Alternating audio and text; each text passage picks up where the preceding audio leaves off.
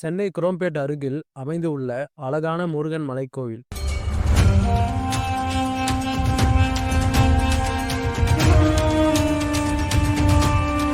மலை அடிவாரத்தில் விநாயகர் அம்மன் சன்னதி, மலை நடுவில் சிவன் கோவில், மலைக்கு மேல் முருகன் என்று அற்புதமாக அமைந்துள்ள முருகன் கோவில்.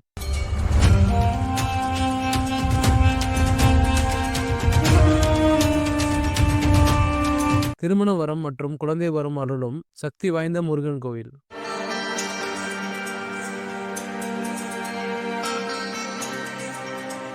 வணக்கம் விவஸ், இன்னைக்கு நம்ம வீடியோவில் சென்னை குரோம்பேட் அருகில் அமைந்துள்ள குமரன் குன்றம் முருகன் கோயிலை பற்றி தான் பார்க்க போகிறோம். முதலில் இந்த கோவில் எங்கே உள்ளது என்று பார்க்கலாம். இந்த கோவில் குரோம்பேட்டிலிருந்து அஸ்னாபுரம் செல்லும் சாலையில் அமைந்துள்ளது. குரோம்பேட்லேருந்து வெறும் 1 கிலோமீட்டர் தூரத்தில் தான் இந்த கோவில் அமைந்திருக்கு. இப்பொழுது இந்த கோயிலோட தல வரலாறு மற்றும் சிறப்புகளை ஒவ்வொன்றாக பார்க்கலாம். அதுக்கு முன்னாடி இது போல அற்புதமான ஆலயங்களை பற்றி வீடியோஸ் பார்க்க என்னோட ரிவாக்குல் ரமேஷ் சேனலை மறக்காமல் சப்ஸ்கிரைப் பண்ணிக்கோங்க. அப்போ தான் நான் போடுற வீடியோஸ் உங்களுக்கு ரெகுலராக வரும். பல ஆண்டுகளுக்கு முன்பு இத்தலத்தில் குன்று மற்றும் இருந்தது. ஒரு சமயம் இவ்வூருக்கு வந்த காஞ்சி பெரியவர் இம்மலையை பார்த்து பிற்காலத்தில் இது முருகன் கோயிலாக உண்டாகும் என சொல்லிவிட்டு சென்று விட்டார். சில காலம் கழித்து பக்தர்கள் சிலர் இம்மலையை சீர்படுத்தினர். அப்பொழுது குன்றில் ஒரு வேல் கிடைத்தது. அதை இங்கேயே பிரதிஷ்டை செய்து வழிபட்டனர். பின்பு இங்கு முருகனுக்கு தனி கோயில் கட்டப்பட்டது. சுவாமிநாதன் என்ற பெயர் சூட்டப்பட்டது. மலை கோயில்களான திருநீர்மலை, திரிசூலம் ஆகிய தலங்களுக்கு மத்தியில் இக்கோயில் அமைந்துள்ளது. மலை அடிவாரத்தில் சித்தி விநாயகர், இடுமன் சன்னதி, காளி சன்னதி, நவகிரக சன்னதிகள் அமைந்துள்ளன. இங்கு உள்ள காளி ஜெயமங்கல தன்மா காளி என்று அழைக்கப்படுகின்றாள். தன்னை வேண்டுபவர்களுக்கு வெற்றியும் மங்களமும் சாந்தமாக தருபவள் என்பதால் இவளுக்கு இப்பெயர் வந்துள்ளது. பௌர்ணமியில் இந்த காளியம்மனுக்கு விசேஷ பூஜை செய்யப்படுகிறது. கந்த சஷ்டியின் போது சூரசம்ஹாரம் முடிந்ததும் முருகன் யானை வாகனத்தில் புறப்படுகிறார். மற்றும் இந்த கோயில் ஒரு தனி சிறப்பாக வலது கால் தூக்கிய நடராஜர் உள்ளார். மலை கோயிலுக்கு செல்லும் வழியில் சுந்தரேஸ்வரர் கோயில் அமைந்துள்ளது. இங்கு உள்ள சிவன் வடக்கு நோக்கிய சன்னதியில் கஜபிருஷ்ட விமானத்தில் கீழ் அருளுகிறார். லிங்க வடிவில் சிவனின் முழு உருவம் பொறிக்கப்பட்டு இருக்கிறது. அம்பாள் மீனாட்சியும் தனி சன்னதியில் நின்ற கோலத்தில் காட்சியளிக்கிறாள். இங்குள்ள நடராஜர் இடது காலை ஊன்றி வலது காலை தூக்கி நடனமாடியபடி காட்சி தருகிறார். மதுரையில் அருளும் மீனாட்சி சுந்தரேஸ்வரருக்கு அமைக்கப்பட்ட சன்னதி என்பதால் இவ்வாறு நடராஜர் பிரதிஷ்டை செய்யப்பட்டிருக்கிறார். சிவசக்தி அம்சமான சிவனின் வலது பாதம் சிவனுக்குரியதாக கருதப்படுகிறது. எனவே இங்கு நடராஜர் தன் பாதம் தூக்கிய நடராஜர் என்று அழைக்கப்படுகின்றார். நடராஜர் வழிபாட்டிற்குரிய 6 நாட்களில் இவருக்கு விசேஷ அபிஷேகம் நடக்கிறது. இங்கு சர்வேஸ்வரருக்கு தனி சன்னதி அமைந்துள்ளது. ஞாயிற்றுக்கிழமைகளில் ராகு கால வேளையில் இவருக்கு விசேஷ பூஜைகள் செய்யப்படுகின்றன. மலை மீது முருகன் கோயில் அமைந்துள்ளது. இங்கு உள்ள மூலவர் பாலசுப்பிரமணியர் சுவாமிநாத சுவாமி என்ற பெயர்களால் அழைக்கப்படுகின்றார். தல விருசமாக அரச மரம் உள்ளது. இங்குள்ள தீர்த்தத்தின் பெயர் குமார தீர்த்தம். இப்பொழுது இந்த கோயிலோட அமைப்பை பத்தி பார்க்கலாம். இந்த மலைக்கோவில் 100 to 120 படிக்கட்டுகளை கொண்டுள்ளது.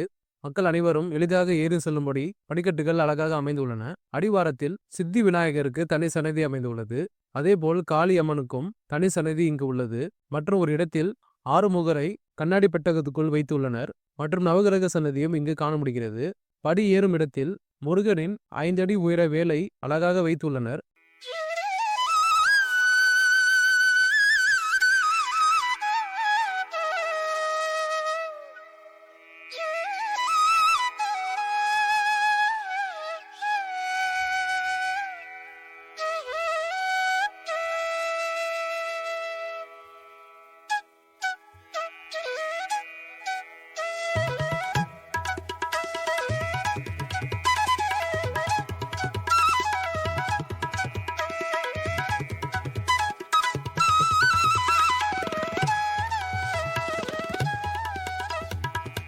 ஒரு சில படிக்கட்டுகள் ஏறியதும் இடும்பனுக்கு தனி சன்னதி அமைந்துள்ளது. பாதி மலை ஏறியதும் சிவன் கோயிலை பார்க்கலாம். இங்குள்ள சிவன் சுந்தரேஸ்வரராக காட்சியளிக்கிறார். மீனாட்சி அம்மன் நின்ற கோலத்தில் மக்களுக்கு காட்சியளிக்கிறார். இங்கு சர்வேஸ்வரருக்கு தனி சன்னதி அமைந்துள்ளது. மற்றும் இங்கு சோமன், சிவசூரியன், 4வர் சன்னதி, கோஷ்டங்களில் பிரம்மா, தட்சிணாமூர்த்தி, லிங்கோத்பவர், மகாவிஷ்ணு, துர்கை ஆகியோர் உள்ளனர். மற்றும் நடராஜர், பைரவருக்கு இங்கு சன்னதிகள் அமைந்துள்ளன. மேலும் சில படிக்கட்டுகள் ஏறி சென்றால் முருகன் சன்னதியை அடையலாம். முருகன் உள்ள இடத்தில் ஒரு சிறிய மண்டப வடிவில் விநாயகர் சிலை உள்ளது. அதன் பின்புறம் மிகப்பெரிய கொடிமரம் உள்ளது. கொடிமரம் அடுத்து முருகரின் பழைய வாகனமான யானை வாகனம் சிறிய வடிவில் முருகரை பார்த்தவாறு உள்ளது. மேலும் ஒரு 10 படிக்கட்டுகள் ஏறி சென்றால் முருகன் சன்னதியை சென்றடையலாம். மூலஸ்தானத்தில் முருகன் கையில் தண்டம் வைத்து பால வடிவில் காட்சி தருகிறார். இவரது பீடத்திலும் சன்னதி எதிரிலும் யானை வாகனம் இருக்கிறது. உற்சவர் சுப்பிரமணியர் வள்ளி தேவானையுடன் காசு தருகிறார். முருகன் சன்னதியை சுற்றி அழகான முருகன் மந்திரங்கள், அருணகிரிநாதர் அருளிய பஞ்சபூத ஸ்தல திருப்புகள், முருகன் அறுபடை வீடுகள் திருப்புகள் என்று அழகாக பொறிக்கப்பட்டுள்ளது.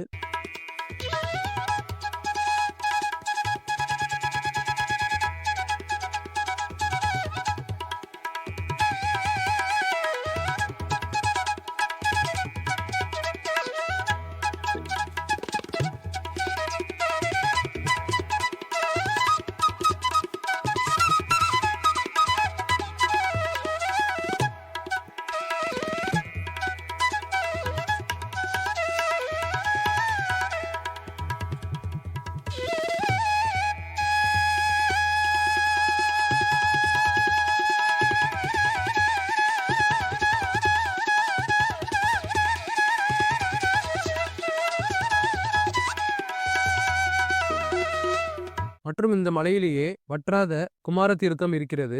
ஆடி, தை, கிருத்திகை, திருக்கார்த்திகை, தைப்பூசம், பங்குனி உத்திரம் ஆகிய நாட்களில் இந்த மலையை மக்கள் கிரிவலம் வருகின்றனர். குமரனாகிய முருகன் குடியிருக்கும் குன்றம் என்பதால் இத்தலம் குமரன் குன்றம் என்று அழைக்கப்படுகிறது. திருமணம், குழந்தை வரம் வேண்டி இத்தலம் முருகனிடம் வேண்டிக் கொள்கிறார்கள். இங்குள்ள முருகன் வடக்கு திசை நோக்கி இருப்பதால் குடும்பத்தில் ஐஸ்வர்யம் உண்டாக இவருக்கு மங்கள பொருட்கள் படைத்து வேண்டிக் கொள்கிறார்கள். எனவே இவரை பக்தர்கள் ஐஸ்வர்ய முருகன் என்றும் அழைக்கின்றார்கள். நேர்த்தி கடனாக முருகன், சிவன், அம்பாளுக்கு அபிஷேகம் செய்து வஸ்திரம் சாத்தி நேர்த்தி கடன் நிறைவேற்றுகிறார்கள். இக்கோயிலில் வைகாசி விசாகம், கந்த சஷ்டி, தைப்பூசம், பங்குனி உத்திரம் போன்ற திருவிழாக்கள் கோலாகலமாக கொண்டாடப்படுகிறது. கோயில் திறந்திருக்கும் நேரம் காலை 6:30 மணி முதல் மதியம் 11 மணி வரையும், மாலை 4:30 மணி முதல் இரவு 8:30 மணி வரையும் திறந்திருக்கும். இந்த அழகான மலை மீது அமைந்துள்ள முருகன் கோயிலையும் சிவன் கோயிலையும் வாய்ப்பு கிடைக்கும் போது நீங்களும் மிஸ் பண்ணாம பாருங்க. மீண்டும் இது போல அற்புதமான ஆலயத்தில் சந்திக்கலாம். தொடர்ந்து இது போல ஆலயங்களை பத்தி வீடியோஸ் பார்க்க என்னோட ரிமாக்கோ ரமேஷ் சேனலை மறக்காம சப்ஸ்கிரைப் பண்ணிக்கோங்க. ஓம் முருகா, நன்றி, வணக்கம்.